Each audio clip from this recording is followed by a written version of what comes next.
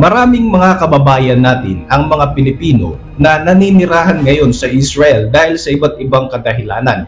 Alam nyo ba na may mga kababayan din tayo na nagsisilbi ngayon bilang mga sundalo sa tanyag na Israel Defense Forces? Mga Pinoy na nagkaroon na rin ng Israel citizenship na posibleng napapasabak na rin ngayon sa mga bakbakan ng Israel kontra sa Hamas.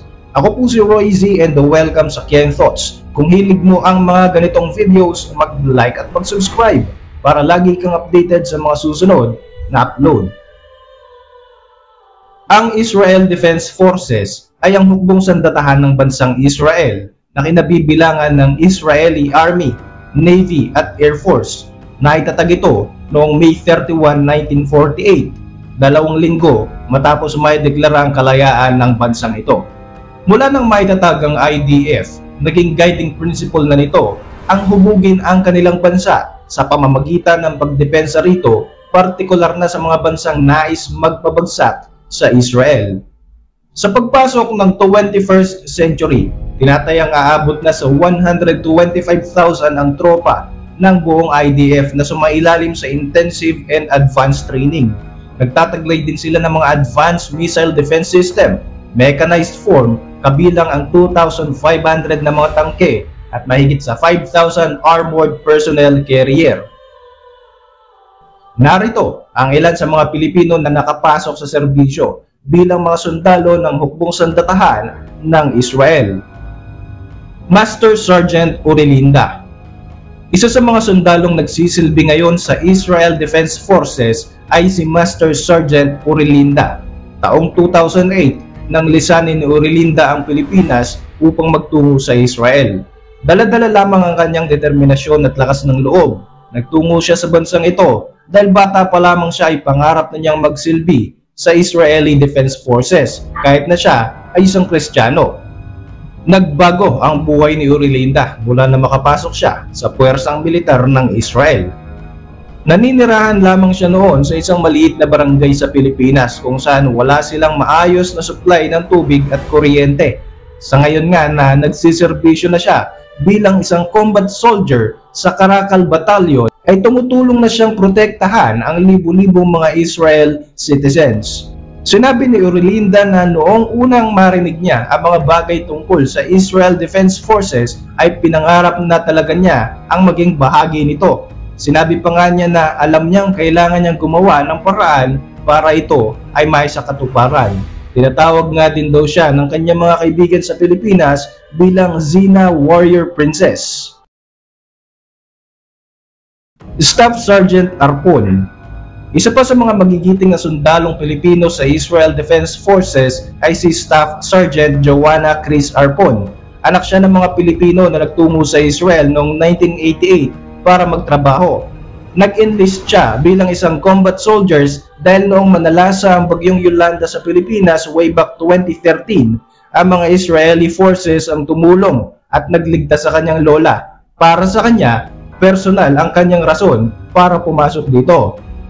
Noong 69th Independence Day ng Israel, isa si Joanna sa 120 soldiers na nirecognize at pinarangalan ng noy Israel President Reuven Rivlin sa kanilang distinguished service. Kalauna naman ay nabigyan na rin ng Israeli citizenship ang kanyang ina dahil nga sa kanyang matagal na serbisyo sa Israel military. Isinilang si Joanna sa Israel. Mula noon ay palagi na nga niyang nararamdaman na kabahagi na siya ng Jewish state. Hindi katulad ng ibang mga Pilipino sa Israel na nasa malalaking syudad, lumaki sila ng kanyang kapatid sa maliit na bayan ng Mishmar Hashiva sa Central Israel. Nasa batas na pinapayagan lamang ang mga Pilipino na pansamantalang manirahan sa Israel bilang temporary worker. Pero sina Joanna at ang kapatid niyang lalaki ay napasama sa mga batang Pilipino na maswerteng nabigyan ng permanent residency. Sa ngayon ay nagsiservisyo na si Joanna sa Search and Rescue Unit ng IDF. Pagkatapos nga daw ng kanyang serbisyo sa Army, sinabi ni Joanna na gusto niyang mag-aral ng architecture dahil pangarap niya rin ang mag-design ng mga bahay na kayang tumagal kahit pa sa gitna ng malalakas na mga bagyo. Corporal Rafael.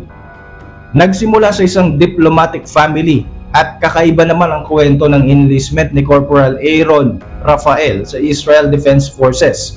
Isinilang bilang isang Katoliko sa isang maliit na bayan sa Pilipinas. Nag-relocate ang kanyang pamilya sa Israel para magtrabaho. Habang lumalaki ay pinapangarap na noon ni Aaron na maging bahagi ng tanyag na Israel Defense Forces katulad din ng kanyang mga kaibigan. Sa kabila ng hirap na kanyang pinagdaanan ay nagawa niya itong matupad. Noong 18 years old pa lang siya, sinubukan niyang pumasok sa IDF pero hindi naging madali ang proseso para sa kanya. Ang kanyang ama ay nagtatrabaho noon bilang driver sa Japanese Embassy sa Israel. Ipinanganak siya sa Herzliya at ikinukonsidera na hindi siya isang Israeli. Habang lumalaki ay nakikita na niya kung gaano kaimportante ang papel ng IDF, kaya naman bata pa nga lang ay gustong-gusto na niya na maging sundalo.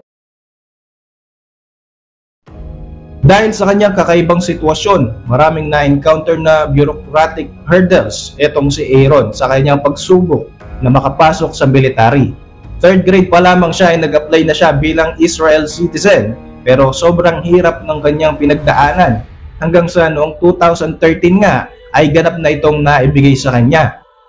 Nang ganap na maging Israel citizen ay itinuloy na niya ang kanyang pangarap na makapasok sa IDF. Subalit sa kanyang initial army interview, napag-alaman na mababa pala ang kanyang medical profile at hindi ito pasado para makapasok siya bilang isang fighter. Gayunpaman, ipinagpatuloy pa rin niya at ipinaglaban ang kanyang kagustuhan na makapasok dito hanggang sa kalaunan nga ay nabigyan na siya ng permission para maging isang ganap na combat soldier para sa Israel Defense Forces.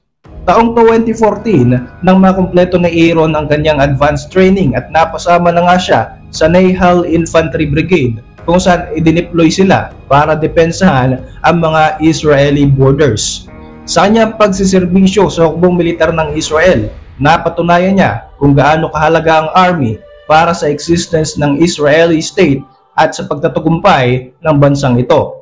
Sa nagaganap na sigalot sa pagitan ng Islamic Resistance Movement ng Hamas at ng puwersang militar ng Israel, hindi malayong ang 3 Pilipinong ito ay kasamang nakadeploy ngayon sa labanan upang ipagtanggol ang bansang Israel. Para sa inyong reaksyon, mag-iwan lang ng komento sa ibaba at para manatiling updated sa ating mga susunod na upload, siguruing mag-subscribe. Like mo na rin ang ating videos bilang suporta. Muli, ako po si Royzel. Maraming salamat sa patuloy na pagsubaybay sa ating channel.